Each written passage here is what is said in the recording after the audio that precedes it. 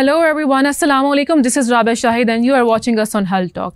Viewers, आज के show में हम बात करेंगे डायबिटीज़ के हवाले से। ये एक खामोश बीमारी है जो आजकल हर फर्द को मुतासर कर रही है और बहुत तेज़ी से फैल रही है। तो आज हम जानेंगे कि डायबिटीज़ है क्या, कौन सी टाइप डायबिटीज़ की सबसे ज़्यादा डेंजरस है। इसके अलावा हम आपको बताएंगे सेहत कार्ड के हवाले से कि क्या सेहत कार्ड आजकल काम कर रहा है हमारे मुल्क में या नहीं, आपको बताएंगे। एंड टू डिस्कस दैट हमारे साथ स्टूडियो में मौजूद हैं regional chief doctor Nurul Haq. अस्सलाम वालेकुम sir. Welcome to health talk. Doctor Noor, जैसे मैंने बात की है अभी, डायबिटीज़ की एक ऐसी बीमारी है जो आजकल हर दूसरे घर में है। तो सबसे पहले बेसिक से स्टार्ट करते हैं, डायबिटीज़ है क्या? बेसिकली डायबिटीज़ में जैसे जुवेनाइल है और फिर एडल्ट है, दो तरह की डायबिटीज़ आती है। एक तो बच्चों में है और दूसरी बड़ों में है। दोनों में रीज़न सेम है कि या तो इंसुलिन बन नहीं रही, और अगर बन रही है तो वो इनफेक्टिव है। तो इसलिए फिर हमें उसको बाहर से इंजेक्टेबल फॉर्म में, जैसे बच्चों में जो ट्रीटमेंट है वो इंसुलिन की सूरत में ही होता है, ओरल मेडिकेशन जो है वो इनफेक्टिव होती है। और बड़ों में भी देखना होगा कि जब तक तो इंसुलिन थोड़ी बहुत प्रोड्यूस हो रही होती है, हम उसके साथ ओरल मेडिकेशन कर रहे होते हैं। लेकिन जब इंसुलिन की प्रोडक्शन बिल्कुल ख़त्म हो जाती है, फिर हमें इंसुलिन बाहर से लेनी पड़ती है। That would be in the form of pain और इंजेक्टेबल। अच्छा सर, जैसे कि अभी आपने बात की टाइप 1 और टाइप 2 की, अक्सर हम सुनते हैं कि किसी इंसान को ब्लड में है, किसी को यूरिन में होती है। तो ये क्या मतलब होता है, इसका क्या लॉजिक है? एक्चुअली ये तो खैर मिथ है कि आप कहते हैं कि ब्लड में है और यूरिन में नहीं है। जब भी ब्लड में भी होगी फिर वो यूरिन में भी आएगी। ठीक है। तो आम तौर पे जो हम इसको गेज करते हैं वो गेज करते हैं हम ब्लड के ज़रिए। जैसे इसमें हम BSR करवाते हैं, रैंडम ब्लड शुगर है। फिर दूसरा ये होता है कि आप कहते हैं इसमें फास्टिंग करवा ली जाए। ठीक है। और तीसरा फिर पैरामीटर आ जाता है जब आप कहते हैं कि 12 वीक्स के ऊपर जो HbA1c है वो करवा ली जाए। That gives you a fair indication of your sugar level over the period of 12 weeks. ठीक है। तो जब ये शुगर बढ़ती है तो इसने यूरिन में आना है। जैसे आप देखें, यूरिन जब हम चेक करवाते हैं, हम कहते हैं जी यूरिन कंप्लीट करवाएं, तो उसमें प्लस के सिग्नल आ रहे होते हैं। अगर वो यूरिन में आ रही है तो +1 होगा, +2 होगा, +3 होगा, +4 होगा। ठीक है। तो आएगी ब्लड में भी और यूरिन में भी, दोनों में आएगी जी। तो टाइप 1 और टाइप 2 की अगर बात करें तो इन दोनों में से सबसे ज़्यादा डेंजरस कौन सी है डायबिटीज़? टाइप 2 बेसिकली ये एडल्ट में है। जो टाइप 1 है उसमें इंसुलिन डिपेंडेंट होती है और वो उस पर हमें इंसुलिन ही देनी पड़ेगी। That would B injectable form. ठीक है सर, अगर एज फैक्टर की बात करें तो किस एज के लोगों को ये ज़्यादा होती है डायबिटीज़? अब तो अगर हम बात करें तो वो सारी एजेस ही वल्नरेबल हो गई हैं। अब बच्चों में भी आ रही है, बड़ों में भी आ रही है, लेकिन आम तौर पे 35+ पे जाके डायबिटीज़ के सिम्टम जो हैं वो ज़्यादा आ रहे होते हैं। तो सर, इसके पीछे की वजह क्या है, ये क्यों इतनी आम हो गई है? अब देखिए, अगर आप अपना लाइफस्टाइल देखें तो सबसे बड़ा फैक्टर जो है वो लाइफस्टाइल ही है। बिल्कुल ऐसा ही है। हम रात गए देर तक जागते रहते हैं और जब तक जागते रहते हैं खाते रहते हैं। एक तो ये बहुत बड़ा फैक्टर है। दीन ये कहता है कि आपने इशा के बाद सो जाना है और आपका जो खाना है दैट शुड बी अर्ली, और जो रात का खाना है उसके खाने के 2 घंटे बाद आपको सोना चाहिए। अच्छा, वो तो पैटर्न हमने ख़त्म कर लिया, बिल्कुल ही ख़त्म है। अच्छा, दूसरी बात, जब मैं डाइट पे आता हूँ तो डाइट में अब बच्चे क्या बड़े क्या, हम सारे जंक फूड पे चले गए हैं। जितनी अनहेल्दी फूड है वो हमारी इनटेक है। बिल्कुल। और इसीलिए हम दुनिया में जो ग्रोइंग नेशंस में, रैपिडली ग्रोइंग नेशंस में, we are at the top of the list. बिल्कुल। सर, डायबिटीज़ के अगर सिम्टम्स की बात करें तो ऐसे कौन से सिम्टम्स हैं जो आपको बताएंगे कि आपको डायबिटीज़ होना शुरू हो गई है? एक्चुअली हम हेल्थ कॉन्शियस हैं नहीं, इसलिए हमें उस वक्त पता चलता है जब हमें हमारे दोस्त कहना शुरू कर देते हैं कि आपका वज़न बहुत कम हो गया है। तो weight reduction is one of the symptoms. Otherwise जो कहा जाता है वो है पॉलीडिप्सिया, पॉलीयूरिया और पॉलीफेजिया। यानी आपको भूख ज़्यादा लगती है, आपको प्यास ज़्यादा लगती है और आपको यूरिन ज़्यादा आता है। तो जब कोई क्लिनिशियन के पास जाएंगे तो वो आपको सबसे पहले ये पूछता है कि आपको रात को बार बार यूरिन के लिए तो नहीं उठना पड़ता।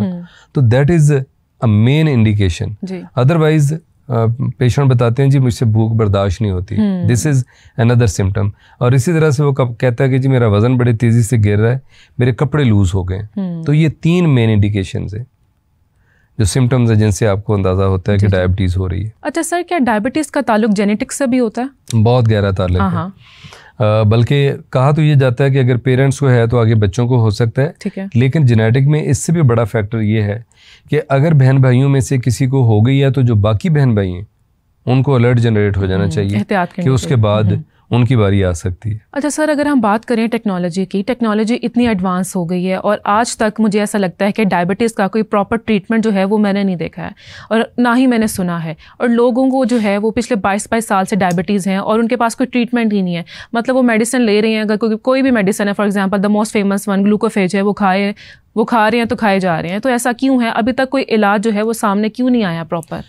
अच्छा, असल में आप इलाज इस तरह से चाह रही हैं कि इसको मुकम्मल एरेडिकेट कर दिया जाए, तो अभी एरेडिकेशन तो नहीं है लेकिन ट्रीटमेंट तो है इसका। अच्छा। ट्रीटमेंट है लाइफ लॉन्ग, यानी आपको मेडिसिन पे रहना है, मेडिसिन के साथ आप इसको कंट्रोल कर सकते हैं। मतलब जड़ से ख़त्म नहीं हो सकती है? देखिए ना, जैसे मैं इसमें गुजारिश करूँ, कोई चीज़ें हैं जो बॉडी प्रोड्यूस नहीं कर रहा है। जैसे अगर थायराइड हार्मोन प्रोड्यूस नहीं हो रहा तो आपको थायरॉक्सिन लेनी पड़ेगी। इसी तरह अगर इंसुलिन नहीं बन रही या बन रही है तो इनफेक्टिव है, तो फिर आपको इंसुलिन लेनी पड़ेगी, that may be in the shape of tablets, और आपको फिर इंसुलिन जो है वो इंजेक्शन की ज़रूरत में लेनी है। अच्छा सर, अगर हम बात करें फॉलोअप चेकअप्स की, तो डायबिटीज़ के लिए कौन से टेस्ट हैं जो आपको करवाने चाहिए?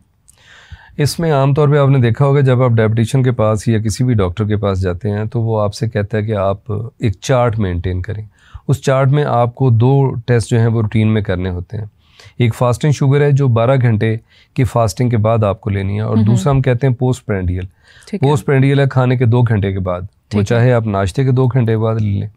सैंपल जो आपने चेक करना है वो घर के अंदर आप ग्लूकोमीटर से चेक कर सकते हैं, या इसको आप दोपहर और रात के खाने के साथ कर सकते हैं कि आपने खाना खाया उसके 2 घंटे के बाद आप शुगर चेक कर लें।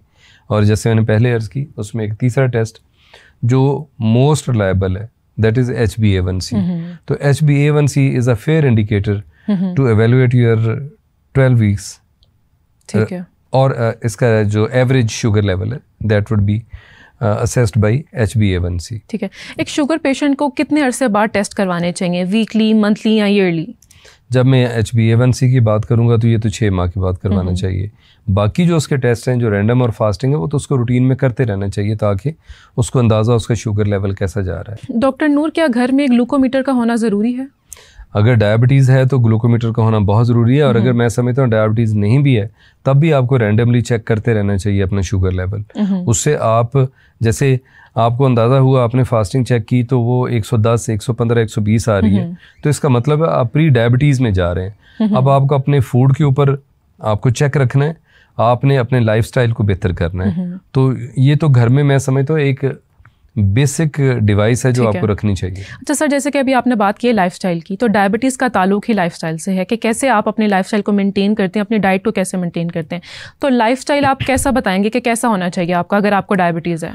मैं जब पेशेंट से बात करता हूँ डायबिटीज़ के हवाले से तो मैं कहता हूँ कि 3 चीज़ें, इसके 3 डिफरेंट पार्ट्स हैं। एक मेडिकेशन होती है, दूसरा आपका डाइट प्लान है, और तीसरा आपका लाइफस्टाइल है। अब लाइफस्टाइल में सोना जागना है, आपको 8 घंटे की नींद लेनी है और आपको अर्ली सोने के लिए जाना है। ये जो पहला हाफ है जो 12 बजे से पहले वाला है, इसको हमने यूटिलाइज करना छोड़ दिया। This is the most crucial part, जिसमें आप डीप स्लीप में जाते हैं। तो आपको 8 घंटे की नींद लेनी है, आपने मॉर्निंग में अर्ली उठना है, और आपको 30 मिनट्स की वॉक करनी है। ठीक है। और स्ट्रेस फ्री रहना है। हम बहुत सारी चीज़ों को सवार करते हैं विच इज़ मेन फैक्टर, वो चाहे जॉब है, चाहे आपका घर है, चाहे दोस्तों में बैठे हैं, फैमिली में बैठे हैं, तो वो जो स्ट्रेस है उसको आपने अले करना है। ठीक है। ये तो लाइफस्टाइल की बात है। फिर आपके खाने पीने की चीज़ें आ जाती हैं। ठीक है। जिसमें मैं समझता हूँ 30% जो कंट्रीब्यूशन है वो आपके खाने पीने की। अच्छा डॉक्टर नूर, अगर हम इंसुलिन की बात करें तो हर पेशेंट जो है वो इंसुलिन नहीं लेता है, तो इंसुलिन लेना किस टाइम पर आकर अलार्मिंग हो जाता है, लेनी चाहिए? आप देखें, जब आपने 2-3 कॉम्बिनेशन ट्राई कर ली ओरल मेडिकेशन के साथ और वो इफेक्टिव नहीं हो रहे, पेशेंट आके बार बार कह रहा है कि जी मेरा शुगर लेवल कंट्रोल नहीं हो रहा। बच्चों में तो हमें जाना ही इंसुलिन पे है, तो बड़ों में भी जैसे टाइप 2 डायबिटीज़ की बात की जाती है, तो जहाँ पे ओरल मेडिकेशन इनफेक्टिव होती है तो उसके साथ हमें इंसुलिन पे जाना चाहिए just to save our kidneys. अच्छा डॉक्टर नो, शुगर को कंट्रोल कैसे रखना चाहिए? अगर आपसे शुगर कंट्रोल नहीं हो रही है तो फिर क्या कॉम्प्लिकेशंस जो हैं वो सामने आते हैं? कॉम्प्लिकेशन पे बात बाद में करूँगा, पहले मैं ये बता दूं कि हमें अपनी डाइट में किन चीज़ों को रिस्ट्रिक्ट करना है। ठीक है। एक तो ये कि आपको चीनी अपनी डाइट में से बिल्कुल एलिमिनेट कर देनी चाहिए, आपने बिल्कुल भी नहीं लेनी। उसके बाद ये जो मैदा है वो आपकी डाइट के अंदर नहीं होना चाहिए। मैदे से बनी हुई सारी प्रोडक्ट्स आपने आपको ख़त्म करनी है। फिर जो प्रोसेस्ड फूड है वो कोई भी प्रोसेस्ड फूड, इवन आप जो दूध भी ले रहे हैं जो केमिकल के साथ है, आपको उसको अवॉइड करना है। और उसके बाद जो राइस हैं, अगर आपने राइस लेने हैं तो आपको ब्राउन राइस लेने हैं। बेकरी आइटम्स पे नहीं जाना, सॉफ्ट ड्रिंक नहीं पीनी, जूस जो डिब्बे में बंद हैं, घर का बना हुआ फ्रेश जूस आप ले सकते हैं, बल्कि डायबिटीज़ के लिए जूस मना किया जाता है, इवन अगर आप घर में भी बनाते हैं। आप फल ले सकते हैं, जूसेस इस्तेमाल नहीं कर सकते। इसी तरह अगर मैं दालों की बात करूं तो छिलके वाली सारी दालें डायबिटीज़ के मरीजों के लिए बड़ी बेनिफिशियल हैं, जैसे लोबिया है जी, साबत चने हैं, साबत मसूर हैं, सब्जियों में जैसे बीन्स हैं, वो सारी आप यूज़ कर सकते हैं। लीफी वेजिटेबल्स हैं, वो आप इस्तेमाल कर सकते हैं। तो आपको जो अवॉइड करनी है वो बेकरी आइटम्स है बेसिकली, या फिर चीनी और मैदे की बनी प्रोडक्ट्स हैं, इनको आपको अवॉइड करना चाहिए। अच्छा सर, ये तो आपने डाइट बताई है, लेकिन जो फिजिकल एक्टिविटीज़ होती हैं, एक्सरसाइजेज होती हैं, वो कौन कौन सी होती हैं? क्योंकि हम अक्सर सुनते हैं जो शुगर पेशेंट्स होते हैं ना, उनके बाजू जो हैं वो डिसलोकेट हो जाते हैं, या इस तरह के मसाइल उनके साथ बहुत ज़्यादा होते हैं, तो उनको फिजिकली एक्टिव कैसे रहना चाहिए? मैंने शुरू में बात की थी कि आपको टाइम पे सोना है और सुबह जल्दी से उठना है और आपने वॉक करनी है। बिल्कुल। हर पेशेंट के लिए, बल्कि पेशेंट नहीं, हर शख्स के लिए 30 मिनट्स वॉक जो है वो कंपलसरी है। आप एक्सप्लेन ही नहीं कर सकते कि ये वॉक आपको किस किस तरह से बेनिफिट देती है। तो अगर आप 30 मिनट्स वॉक करते हैं, आपका शुगर लेवल उससे बहुत हद तक कंट्रोल रहता है। बल्कि इसमें मैं एक और चीज़ ऐड कर दूँ, कोई भी जब आप मील लेते हैं, वो आपका नाश्ता है, दोपहर का खाना है या रात का खाना है। अब जो मॉडर्न रिसर्च है वो ये कहती है कि आपको 5 से 7 मिनट आपको जेंटल वॉक करनी है। वो आपका शुगर लेवल को, जो आप में स्पाइक्स आती हैं शुगर की, वो स्पाइक्स नहीं आएंगी। ठीक है। आपका क्वेश्चन का सेकंड पार्ट था कॉम्प्लिकेशंस क्या हैं इसमें। आप देखें, डायबिटीज़ जो है ये पूरी बॉडी को इफ़ेक्ट करती है, और सबसे ज़्यादा जो इसका इफ़ेक्ट है वो आइज़ के ऊपर है, किडनीज़ के ऊपर है, हार्ट के ऊपर है। आपके जो पेरिफेरल मसल्स हैं, जैसे हाथ पाँव हैं, पेशेंट आके कहता है जी वो सो जाते हैं, सो मैं सो। जब ये ज़्यादा कॉम्प्लिकेशंस आती हैं तो आपने देखा होगा कि मरीज़ों के अंगूठे काटने पड़ते हैं, उंगलियां काटनी पड़ती हैं, जिसे हम कहते हैं पेरिफेरल गैंग्रीन। तो इसकी रीज़न क्या होती है कि जो नर्व्स हैं वो डीसेंसिटाइज हो जाती हैं। पेशेंट को पता ही नहीं चलता। मैंने ऐसे भी पेशेंट देखे कि वो हीटर के आगे बैठा है और उसने अपना पाँव जला लिया और उसको हीट महसूस ही नहीं हुई, और उसके बाद एम्पुटेशन पे जाना पड़ा। तो जो डायबिटीज़ के पेशेंट हैं, इनको बहुत ज़्यादा केयर की ज़रूरत होती है। और मैं बल्कि आपके प्रोग्राम के वसात से ये कहूँगा कि हम डायबिटीज़ में जाने से अपने आप को बचा सकते हैं। अच्छा, वो कैसे? अगर हम अपना लाइफस्टाइल ठीक कर लें, अपना खाना पीना ठीक कर लें, सिर्फ 2 चीज़ें। लाइफस्टाइल में फिर मैं वही बात करूँगा, आपको हफ्ते में 6 दिन वॉक करनी है, किसी भी मौसम में। इवन लोग कहते हैं फॉग के वेदर में आप वॉक नहीं कर सकते। मैं कहता हूँ सर्दी है, गर्मी है, हबस का मौसम है, जैसे बरसात में होता है, आप किसी भी मौसम में, ये नहीं हो सकता कि आप इसको डिसकंटिन्यू करें। मैं अपनी हैबिट बताता हूँ, मैं कहीं पे भी, मुझे कहीं जाना भी पड़ता है आउट स्टेशन, तो मेरे जोगर्स मेरे साथ होते हैं, मुझे वॉक करनी है। बिल्कुल। और मुझे 6 डेज अ वीक वॉक करनी। तो पहली बात तो ये है कि आपको अपने लिए टाइम निकालना है। दूसरी बात, जैसे मैंने अर्ज की थी कि आपको 8 घंटे की नींद लेनी है। एक बुजुर्ग है, वो फरमाते हैं कि सोना भी एक काम है, जिसको सोने को हम लग्जरी समझते हैं। This is beneficial for your health. तो 8 घंटे की नींद आपको पूरी करनी है हर हाल में। और फिर तीसरी बात आ जाती है कि आपने स्ट्रेस फ्री रहना है। स्ट्रेस से आप अपने आप को बेहतर नहीं कर रहे होते, आप अपनी पूरी हेल्थ को स्ट्रेस की वजह से ख़राब कर लेते हैं। और फिर आपका जो डाइटरी पैटर्न मैंने बताया, उसमें बल्कि मैं स्पेशली मैं आपके प्रोग्राम के साथ से एक बात कहना चाहूँगा। आज मैं एक वीडियो देख रहा था, जो SIUT वाले, जो Sindh institute of urology and transplant, उनका हॉस्पिटल है गंबट में, वो बता रहे थे कि उनके पास जो बच्चे आते हैं वो रीनल फेलियर के साथ आ रहे हैं। मेरी पेरेंट्स से गुजारिश है बड़ी दर्द के साथ कि उनको जूसेस ना दें, उनको सलांटी चिप्स ना दें, उनको पैक फूड ना दें, उनको कोल्ड ड्रिंक्स और जूसेस ना दें, उनको ये गोलियां, टाफियां, सलांटी चिप्स ना दें। ये उनके गुर्दों के लिए बेइंतहा नुकसानदेह हैं। और ये जो अब हम कह रहे हैं कि हम दुनिया में पहले नंबर पे आ गए हैं डायबिटीज़ में, only because of this generation. हमने the processed food, of course, फिर हमें पिज़्ज़ा चाहिए, फिर हमें बर्गर्स चाहिए। बिल्कुल ऐसा ही है। जो घर का बना खाना है, मैं क्लिनिशियन भी हूँ, प्रैक्टिस करता हूँ, तो मैं देखता हूँ ये एक ही बात पेरेंट्स आके कहते हैं कि जी हमारे बच्चों को आप गाइड करें। भाई सिर्फ डॉक्टर नहीं गाइड कर सकता, तरबियत घर से शुरू होती है। पेरेंटिंग जो है वो आप लोगों की जिम्मेदारी है। बिल्कुल। आपने उसको देखना है कि वो बच्चा जो है वो किस साइड पे जा रहा है। 16 साल की उम्र में डायबिटीज़ के साथ, हाइपरटेंशन के साथ इवन बच्चे आ रहे हैं। इवन इस्कीमिक हार्ट डिजीज़ जो है अब वो यंग एज में आ गई। तो हमें अगर अपनी नस्ल को, अपने लोगों को बचाना है तो फिर हमें हेल्दी फूड की तरफ जाना। बिल्कुल। अच्छा सर, अभी थोड़ी देर पहले आपने स्ट्रेस की बात की थी। ऐसा सुनने में आता है कि स्ट्रेस, एंजाइटी, ये टेंशन वगैरह जो है ना, ये शुगर की खुराक होती है। किस हद तक सच्चाई है इस बात में? आप देखें, ये जो क्रोनिक डिजीज़ है वो सारी की सारी इससे साथ जुड़ी हुई हैं। बिल्कुल। कहा जाता है कि जो डायबिटीज़ है इसकी जो सिस्टर कंसर्न वो हाइपरटेंशन है, और उसके बाद फिर इस्कीमिक हार्ट डिजीज़ है। तो ये तीनों बीमारियां स्ट्रेस ओरिएंटेड है। अच्छा सर, अगर हम बात करें कि जब शुगर पेशेंट्स को हम देखते हैं तो अगर उनको कोई ज़ख़म हो जाता है, कोई चोट लगती है, तो वो बहुत देर से हील होता है। तो इसके पीछे क्या वजह होती है? हीलिंग प्रोसेस स्लो क्यों हो जाता है? देखें, एक तो ये कि शुगर लेवल जितना ज़्यादा होगा बॉडी के अंदर उतना ज़्यादा आपकी इम्यूनिटी कंप्रोमाइज़ होगी, नंबर 1। नंबर 2, जब मैं पहले अर्ज़ की थी, जो पेरिफेरल आपकी न्यूरोपैथी है वो इसको प्रमोट कर रही होती है। तो हमें डायबिटीज़ के बारे में कहा जाता है कि इन लोगों को अपने फेस से ज़्यादा अपने पाँव का ख्याल रखना है। तो हमें फोकस करना है कि हमारे पाँव पे कोई चोट ना लग जाए, क्योंकि वो फिर ज़ख़म हील होने में एक तो ब्लड सप्लाई कॉम्प्रोमाइज़ हो जाती है, दूसरा न्यूरोपैथी हो चुकी होती है। तो वो दोनों चीज़ें जो है इसकी हीलिंग में डिलेड हीलिंग का बायस बनती है। तो सर, स्मोकिंग कितना इफ़ेक्ट करती है डायबिटिक पेशेंट्स को? देखें, स्मोकिंग इफ़ेक्ट करती है लंग्स को, और लंग्स आपका जो है वो मेन सप्लाई है ब्लड की पूरी बॉडी के लिए। तो जब भी आपके लंग्स इफ़ेक्ट होंगे तो पूरी बॉडी इफ़ेक्ट होगी।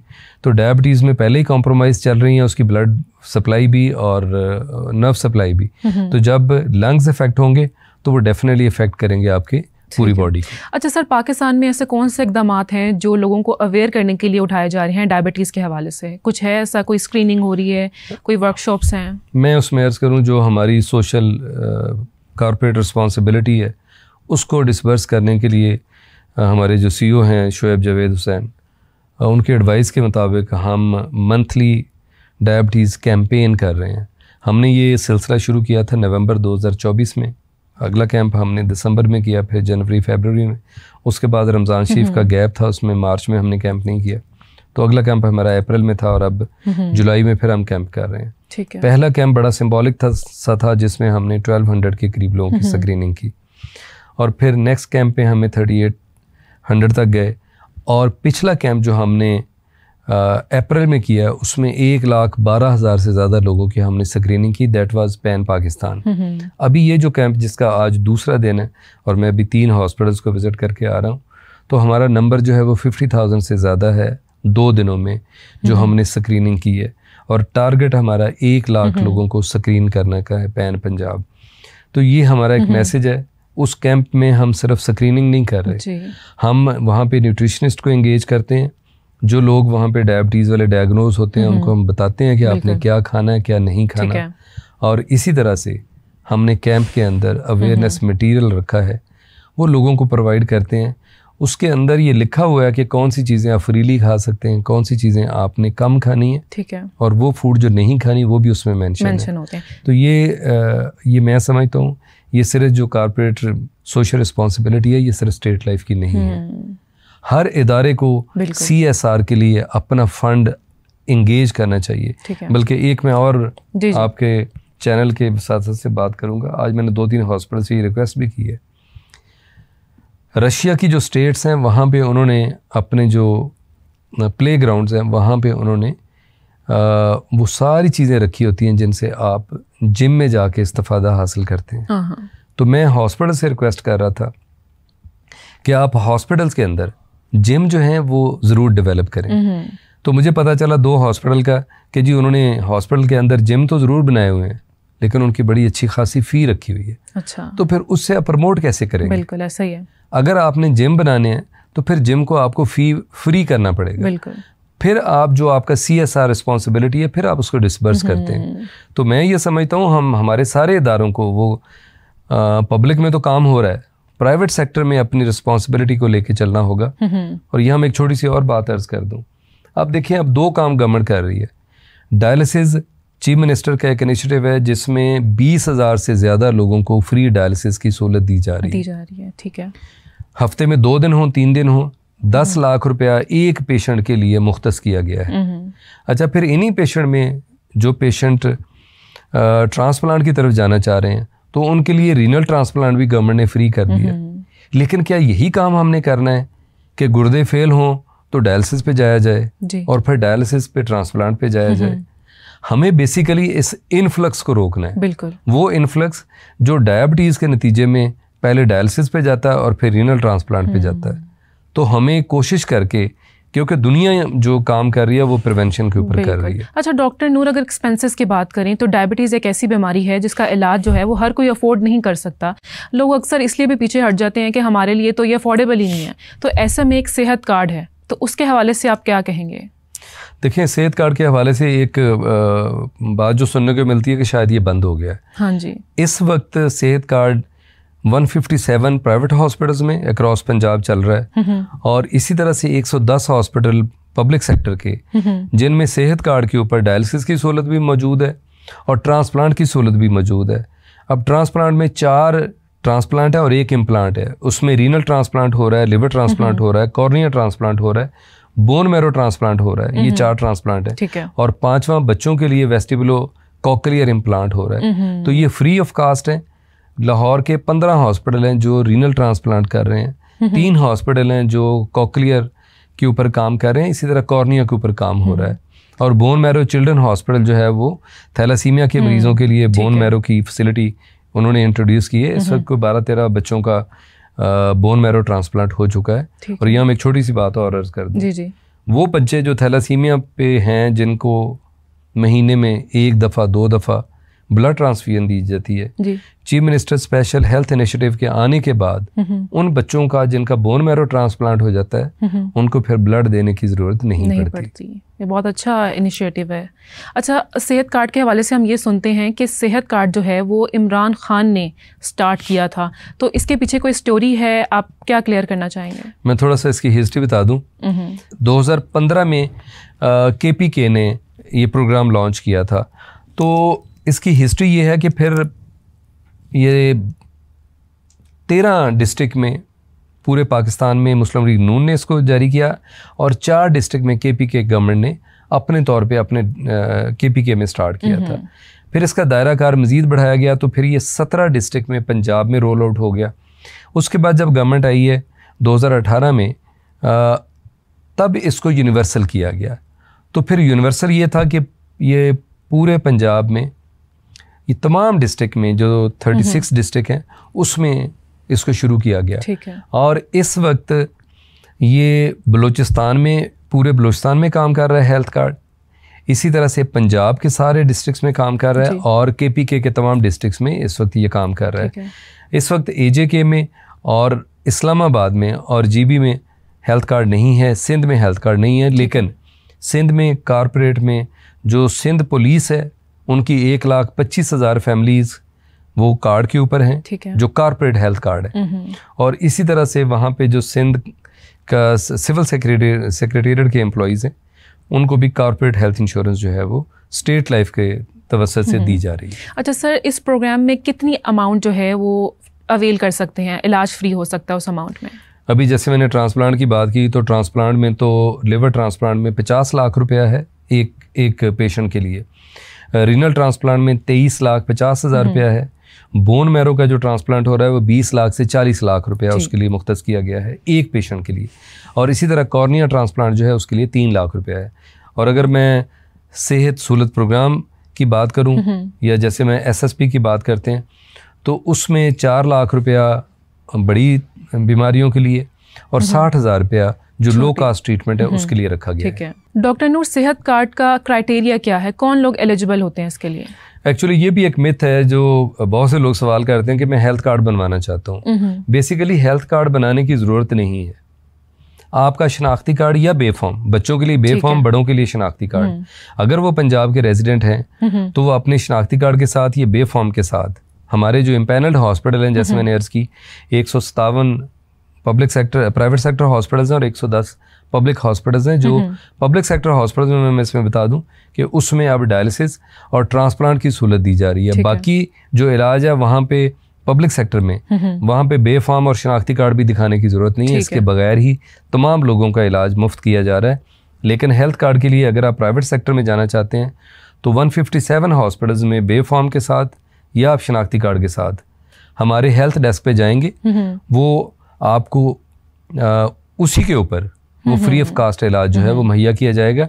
इसमें एक बात मैं और अर्ज कर दूं कि इसमें ट्रामा की सूरत में किसी किस्म की को पेमेंट नहीं है, मेडिकल केसेस में कोई को पेमेंट नहीं है। इसी तरह से अगर किसी का दाखिला आईसीयू में या सीसीयू में या फिर कोई वेंट पे पेशेंट है तो उनसे किसी किस्म की कोई को पेमेंट नहीं ली जाती। और इसी तरह कैंसर का इलाज 100% फ्री किया जाता है। तो बाकी बीमारियों में 50% को पेमेंट के साथ जाके अपना इलाज करवा सकते हैं। और एज की भी शायद कोई रोक टोक नहीं है, बच्चे बड़े सब अवेल कर सकते हैं। बिल्कुल ऐसे ही जैसे मैंने अर्ज की बेफॉर्म की तो वो बच्चों के लिए है और बड़ों के लिए जो है वो CNIC है, इसमें एज लिमिट कोई नहीं। ठीक है। अच्छा सर, लास्टली आज के टॉपिक के हवाले से हमारी ऑडियंस को क्या मैसेज देना चाहेंगे? मैं तो चूंकि अवेयरनेस कैंपेन से आ रहा हूँ इस वक्त, तो मेरा एक ही मैसेज है कि इस ज़िंदगी को सेहतमंद ज़िंदगी बना के गुजारना चाहेंगे और उसके लिए ज़रूरी है कि अपने खाने पे फोकस करें, अपने आराम पे फोकस करें। काम के टाइम काम करना है और आराम के टाइम आपको आराम करना है। आपने जंक फूड को अवॉइड करना है, हेल्दी लाइफस्टाइल को अपनाना है और जितना हो सके बेकरी आइटम को डिस्करेज करें। हमारे रोज़मर्रा के जैसे बर्थडेज होती हैं, हमारे जो गेट टुगेदर्स होते हैं, फैमिली गेट टुगेदर्स होते हैं, इवन शादी ब्याह की तकरीबात, हेल्दी फूड की तरफ आएँ ताकि आप हेल्दी लाइफ को एंजॉय कर सकते। हर बीमारी का हल जो है वो लाइफस्टाइल में छुपा है, आपकी डाइट में छुपा है, तो उसको बिल्कुल सही तरीके से ज़रूरी अवेल करना चाहिए। बहुत शुक्रिया डॉक्टर साहब, आपने हमें ज्वाइन किया। आज का टॉपिक हमारा बहुत इन्फॉर्मेटिव था और ज़रूरी था कि लोगों तक हम ये सारी बातें पहुँचाते। Thank you so much. और आप सबसे मुलाकात होती है नेक्स्ट शो में, तब तक के लिए अल्लाह हाफ़िज़।